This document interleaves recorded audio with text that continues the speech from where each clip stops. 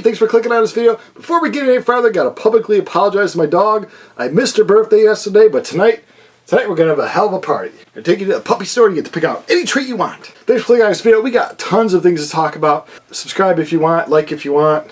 Leave a comment about anything we're gonna show you. We're gonna show you tons of stuff. Life is getting very hectic. I have now filled up all the shelves. Last year, early this year, purged about 80 to 100 albums out of the collection, freed up about that much space, and now that's gone. It's gone. One of the reasons why I went to an amazing record show, I'll tell you about that.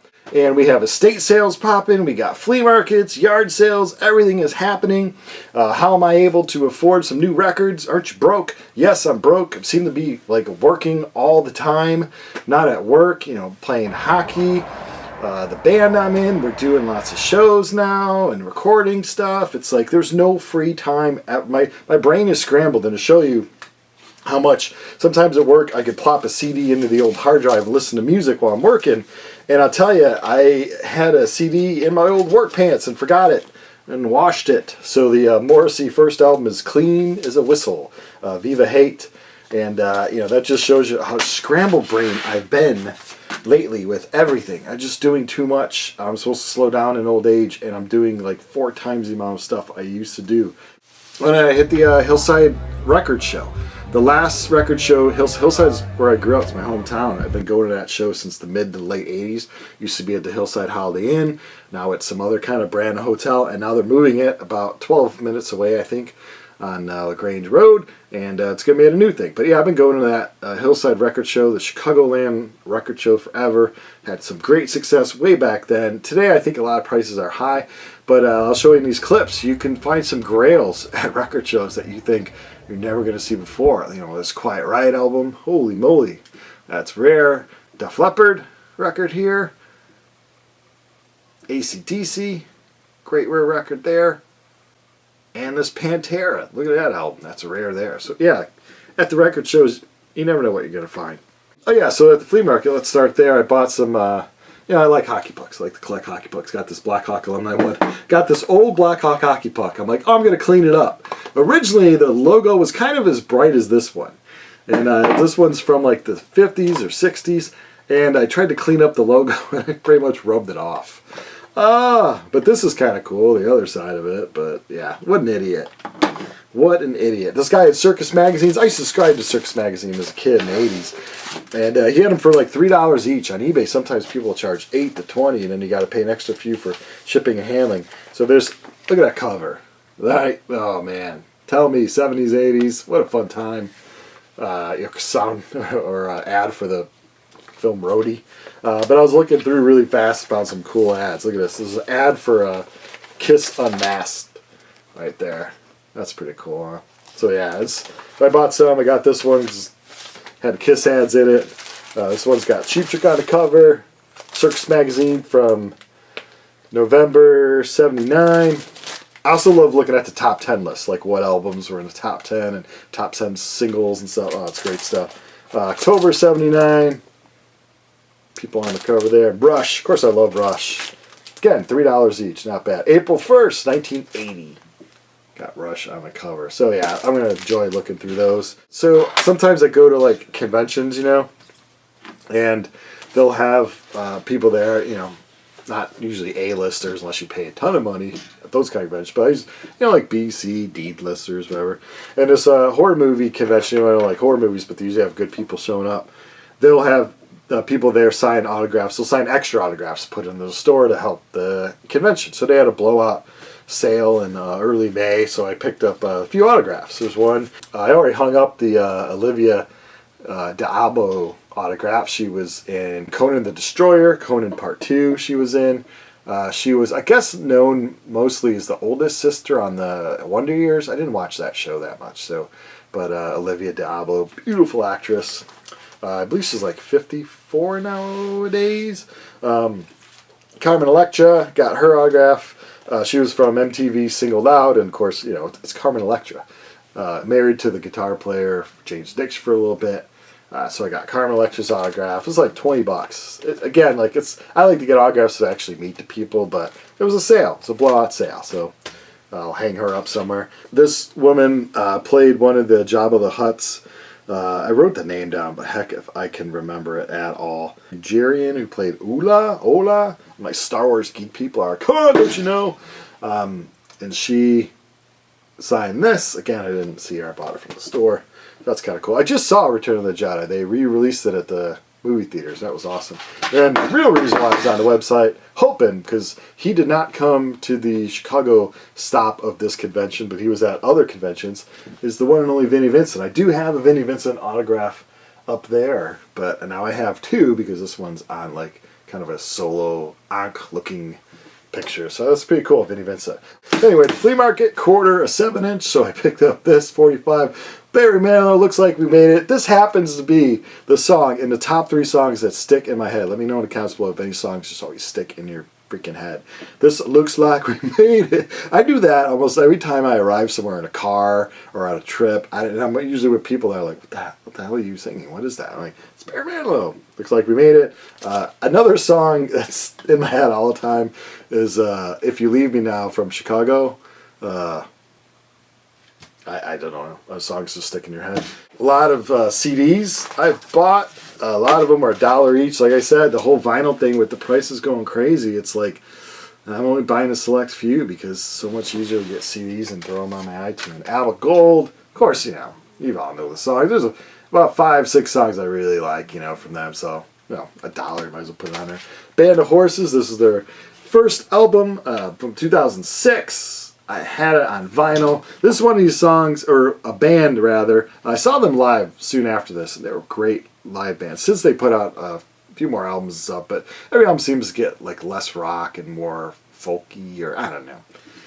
I like when they're a little young and a little hard music. But anyway, this has The Funeral on it, which is an amazing song. The Funeral. I'll say that word right. Funeral. Everyone wants, of course, The Funeral played at their funeral. It's such a great song. This band, I heard a song off their second album on the radio, and then I was like driving, I wrote down who they were, and that reminded me way of the 80s when I would be like driving, and like when people were allowed to play any band they wanted on the radio. Now it's the same bands over and over and over. Deep Purple, this one is their 13th album from 1990. It's the only one to feature Joe Lynn Turner. I love Joe Lynn Turner from Rainbow. He did a great job with the few albums he was on in Rainbow, but this is his one and done with Deep Purple. Duran Duran's first one, it came out in 81. This was like $1 at the flea market, so who's not going to get this? They also had Rio, and I have each of these on vinyl, and they had Rio on CD, which I guess is not, you don't see that all the time. And I passed it, walked a few more aisles of the flea market, and was like, I'm going to get Rio. But first I'm going to get some churro and some horchata and chill out a little bit. Love churros and horchata. And I went back and it was gone. Oh well. Fleetwood Mac, The Dance. This is from 1997. It's when they all got back together again and said, all right, we hate each other, but hey, let's make a lot of money playing these songs again. And they were seen as like kind of old people way back in 97. Of course, now it's 2023. George Michael Faith. This is his first solo album after Wham! I thought it was going to have Freedom on it, and I didn't look at the song list. It has Faith on it. It has I Want Your Sex. It's got Father Figure. It was alright. But yeah, it's not really the album that I really wanted. But George Michael, it's a buck. Jawbox, a band from the DC area, punk indie rock band. This is their 4th CD, this 4th album. It's the self-titled one. Jawbox came out in 96. The band soon disbanded after that. It's on a major label. But now they get back together once in a while and play some shows. I had this album for a long time, finally got it on CD. Kiss from 1974. I think there is something with the original Kiss album, like the LP, some have a song in it and some don't have a certain song in it. I don't know, I gotta read up more about that so I know more about Kiss. Janie Lane, the late singer from Warrant. This is his first solo album. I believe he had 2 solo albums. This is from 2002. I like it more than the later Warrant stuff. And Warrant, like I said, falls into a category where they could have been a great kind of pop rock kind of band. But of course, they went to the hair glam kind of thing, and they lost me. I got so sick of the hair metal stuff by like 89, 90. I was kind of over it. Ministry, in case you feel like showing up, this is one of the best live albums ever. These songs were taken I had this cassette when it came out, so I'm looking for the vinyl, which was pressed not too long ago, or repressed not too long ago. This is the CD of it, taken from a show, I believe, in Indiana and a show here in Chicago. It's really good stuff. It's when they were, I think they were just a few albums into their career, but starting to get harder. I've been on a Morrissey kick, Smiths and Morrissey kick. All of a sudden, I really enjoy his voice and really been into it. Volville and I don't know, one of his solo albums. This one was $4. My pick for album of the year for 2021 went to Naked Raygun, Over the Overlords. Great record. The album label's having a sale on the CDs, so I picked up a CD for like $10. The album didn't come with a code, I don't think, so I didn't have a way to import these songs in my iTunes. If you've not bought this and you love rock and roll, you love indie rock, you love college rock, you love punk rock, Naked Raygun was strong in the late 80s, early 90s, and they kind of just stopped playing so much, and then they came back. No band has called it quits for a while and come back with such a strong album than Naked Raygun. I would think this is probably their last album, and if it is, they went out with a hell of a bang. Over the Overlords by Naked Raygun. Finally got it on CD. REM, a band that kind of kicked myself for not seeing them, especially early on in those late 80s. I would have loved, or mid-late 80s, I would have loved to see REM, but I just wasn't paying attention to them. And then when I was paying attention to them, it was like that, Stand in the Place Where You Live and Shiny Happy People. It was kind of annoying songs. I was like, okay, REM. But early REM is great. This is their third, what are they calling this? They call it the reconstruction of the Fables, but I think there's another, some are pressed with the words switched around or something. I don't know. It's a good one. I'm proper when I talk about heavy metal bands. Sabotage for you savages.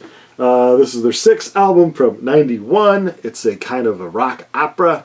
Believe is the last song on it. It's probably the quote-unquote like MTV Headbangers Ball hit from it. You might be familiar with that one, but yeah, it's good. It's good rock and roll. It's good heavy metal, as they say. Yellow Card, very generic kind of pop punk, but it's fun. It's fun. Yellow Card is fun. Ocean Avenue was the big song off of this one. It was this like 2003 or something like that. Some people need that. They need that really poppy punk to get into punk, and then they might discover bands from that. Usually not, but sometimes they might, Bob Mould, of course, from Husker Du. I believe this is his first solo album, is Bob Mould. I always heard of Husker Du, but I never really owned anything. But Sugar, especially Copper Blue, which I have on CD, tape, and vinyl. It's a great record. I'm looking forward to hearing this. Why do I bring up Bob Mould? Because I bought the CD. And also, I was lucky enough. The band I'm in, Space Age Zeros, we opened up for Ultra Bomb in Chicago. And Ultra Bomb has Greg from Husker Du in it on bass. And it has Jamie, who did a short stint in UK Subs, on drums. And Matt the singer is from Mahones. Irish kind of punk band from Canada, I believe. But Ultra Bomb, like usually, you get this guy from this band, this guy from this band, this guy from this band. Okay, they're all right, I'm usually more blown away by what they did before. I don't know why. People get older and they get, I don't know, not as good, I guess, or just good, but not great. This band blew me away. I wouldn't even have to know that any of them were in any other bands. They were just a brand new band. I'd be like, holy crap. Because they were in good bands before, and now they're doing this, is even more impressive. Ultra Bomb, Time to Burn, the title track, Time to Burn, the first song, amazing. And when we played with them live, I showed up with my drums as they were sound checking, so I'm loading in, and they sounded great. And then I got the CD, and they sound exactly like some CDs are produced to have more of a studio sound, or sometimes they're actually overproduced or underproduced. Sounds like someone just taped, but anyway. Whoever, I don't even know who produced it, but whoever did a great job. It's like how they sound live, good college indie rock, straight ahead rock. Boom, that's how they sound on the CD. I would highly recommend this. To get this, it just came out. Time to Burn. Hard to find on vinyl. I think you got to import it, or for those of you in the UK, you can easily find it. But yeah, I'd order this CD for sure. Time to Burn. It's got 11 songs.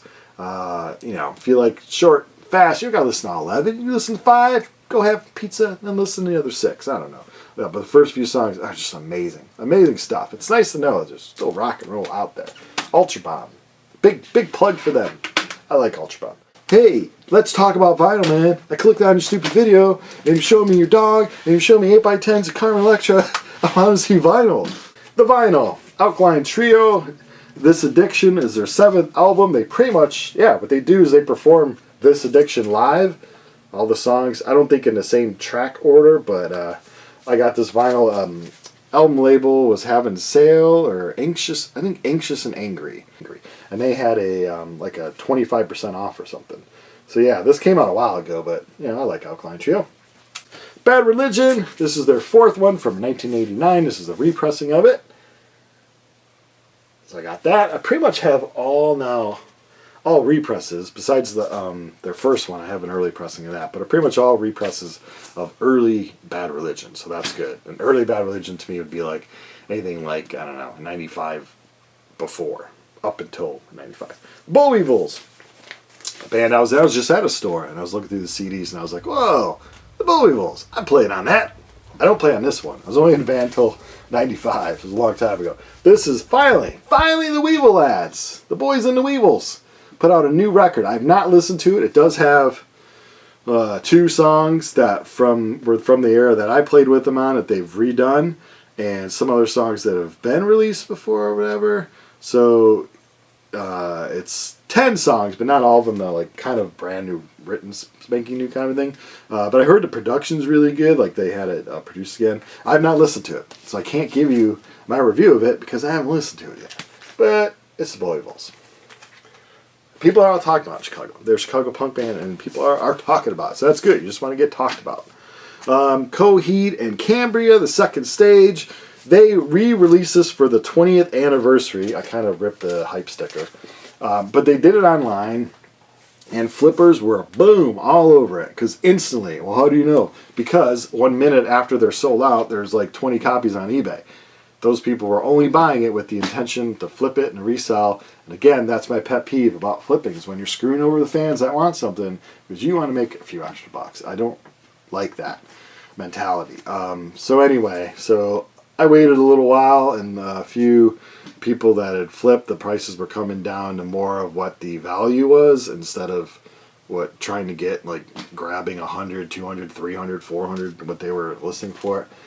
So yeah, I finally got it. I played it yesterday. It was cool. It's got what people want. They're going to repress it again, and people are all ordering it on like Amazon and stuff. I think it's just black vinyl. People wanted this pressing because it's this kind of thing. I just didn't want to wait for the repressing. Funny thing about this CD is it's their first CD. I was still reviewing punk music for Punk Planet in like 2003, I believe, when this came out, 2002, 2003. And I got this CD from this group, and this was the album cover, and I was like, it's kind of weird, and I threw it in the like probably not going to review it pile for a long time. And then I finally listened to it, and I liked it a lot because I was listening to kind of, at that point, a lot of pop punk was sounding like Green Day, or bands that wanted to sound like Green Day, and I'm like, well, that was like 6 years ago when Green Day hit it. Why are you still trying to sound like the same thing? So it was refreshing to listen to this band with this high pitch and this weird stuff, Coheed, Cambria, and I believe I gave them a good review in Punk Planet for this first album. So, and I picked up the best of Emerson, Lake and Palmer because it's got the Lucky Man. What a lucky man he was. It's got ELP. I'll call them ELP. They have one of the coolest keyboard synthesizer sounds ever. I think this came out in '80. So yeah, I got that in vinyl. Face to Face, long time running band that should have been, in my opinion, as big as Green Day. This is their 12th album for 2021. It's on Fat. Sometimes they put their albums out on Fat Records, which is, of course, Fat Mike from NoFX. I did listen to side 1 of this, and I liked it a lot. I pretty much like all the Face to Face albums. I haven't had there was one EP, there's one that I found was a little bland, but other than that, I like Face to Face. They're catchy pop punk stuff. So this is it. This is called No Way Out But Through, Face to Face. I bought it from Fat Records themselves. Usually, if anything on Fat you want to purchase from Fat Records themselves, because they do a good deal. Usually free shipping. Fun. This is their first album of 2009. This finally had a repressing, because the original pressing goes for a lot of money. I just love the artwork. Fun was a band that I was hearing on pop radio. Sometimes when I drive the car, my wife leaves the current like pop radio stations on. And this was, what, about 10 years ago or something? And they were playing the Taste of Chicago, and I went to see them. And it's cliche, but I had fun. It was one of the best concerts of like a pop band kind of that I've ever seen. The singer, Nate, I believe his name, what a high range he has. Powerful voice. And the music is fun. I mean, it's stupid to say, but it's fun. So this is their first one, Aim and Ignite. Of course, after this, they did Some Nights, which I think is almost a perfect album. It's unbelievable. And then the guitar player went to do Bleachers. Nate did solo stuff and appearing on other people's albums. And I don't know. I'd love for them to get back together, man. It was good stuff. But yeah, I think this one was a big one because it was yellow vinyl. There's all these kind of versions of it. And this was the first, oh no, this is Blue. Yeah, Blue. This was the first album I got from Amazon that they didn't pack well. They didn't pack it well, so it's kind of dinged up. I've had great luck until this last month. One Amazon thing came to me kind of all dinged up, and one thing I bought from eBay seller was all dinged up. But primarily I've had great luck with them. I was at a trading in some music, DVDs and tapes, and had store credit, so I picked this up from KMFDM. This is their 22nd album, just came out in 2022. Hyena. I love hyenas as an animal. I was in Africa in a tent. My other channel, Brian's Art for Animals, if you search The Hyena Ate My Chair or Hyena Ate My Chair, I'll show you footage of where I was sleeping and outside a tent in Tanzania or Kenya. No, I was in Tanzania, and the hyena was like eating my chair outside. So I like them. But yeah, it's a good album. It's not my favorite from KMFDM. I like some of their earlier stuff a lot more, but their artwork is always fun, and the music is always fun. It's good stuff. Total Passover was the only full length I bought at the record show that I showed you footage of. They used to be a band, a little punk band from Iowa called Shamrock Shakes. They mutated into Total Passover. This is their first album. Came out in '93. I'm pretty sure this is their first album. So what, you got 16 songs. Average song is like 2 minutes long. Fast, fun punk rock. It's not hardcore, but it's just really fast punk rock. It's great stuff, man. It's fun stuff. Punk, yeah. You can get your political punk, you get all kinds of punk. I love the fun stuff. It's fun. Total Passover with Shalom Rising. Local band from Chicago, which is now pretty much a national band. They're doing great. Singer Deanna contacted me years ago about seeing a group I was in, ObLiViOn, years ago. She's like, can I do one of your songs and put it on YouTube? And absolutely. I'm the drummer. I didn't write that stuff anyway. So sure, you can do whatever you want. I'm just a drummer. Don't ask me. But yeah, and then recently she did another ObLiViOn song she put on YouTube, and I'll put a link to that in the description. She did a hell of a job. But yeah, her band, Sincere Engineer, this is the first one. I picked it up. This is also a purchase from that Hillside record show. Got that for $15. But from I think Anxious and Angry, I got this one. This is their second one that came out more recently. It's got pretty purple vinyl. I haven't played this one yet, but I would describe it as like, indie rock, really, with this little hint of punk rock. She's got a great angsty voice, like Ultra Bomb. I love when the singers sound like they're really reaching to get over the loud guitars, because I love loud guitars in the mix, and I love it in my music. So I like when those singers are trying to like sound like they're trying to reach over the guitars. Thin Lizzy from a Chicago show. This is a bootleg album from the Riv here in Chicago from April 21st, 1976. And I had to research this a little bit because I'm like, it's weird that they're opening up a Jailbreak, and look at song number 2. The Boys Are Back in Town, song number 2. I'm like, why wouldn't you close with your most popular song? And then like the crowd responses. I'm like, that was The Boys Back in Town. So I researched their album Jailbreak had just come out, and the single for The Boys Are Back in Town really wasn't a thing yet. So it was just another unknown song on this new album from this Irish band. So it's weird to hear such a classic, iconic rock anthem to be like, it's just our second song. Here's this little song called The Boys Are Back in Town. So it's kind of good. The recording is a little low, as in a lot of bootleg kind of album recording things are. It was from a radio broadcast, so usually those are a little better, but this one, it's really low. It's good quality, but yeah, it's probably headphone stuff, but I don't have headphones. And last but not least, this video is like 5 hours long. Thanks for anyone that's still watching. Speaking about Jamie Lane, of course, he fronted Warrant when they put out Cherry Pie. You take off the song Cherry Pie and you remove this imagery. I mean, I love a sexy woman, but this is just kind of overdone, this hair metal stuff anyway. But anyway, you take out that first song, you just start with Uncle Tom's Cabin and I See Red, and you go down, and you have a good album. I think the song Cherry Pie just makes it cheesy in a way, but anyway, whatever. So, there's my vinyl, there's my stories of everything, there's my CDs. Thanks for watching. Leave a comment below of anything you liked or whatever, and appreciate watching. Thanks.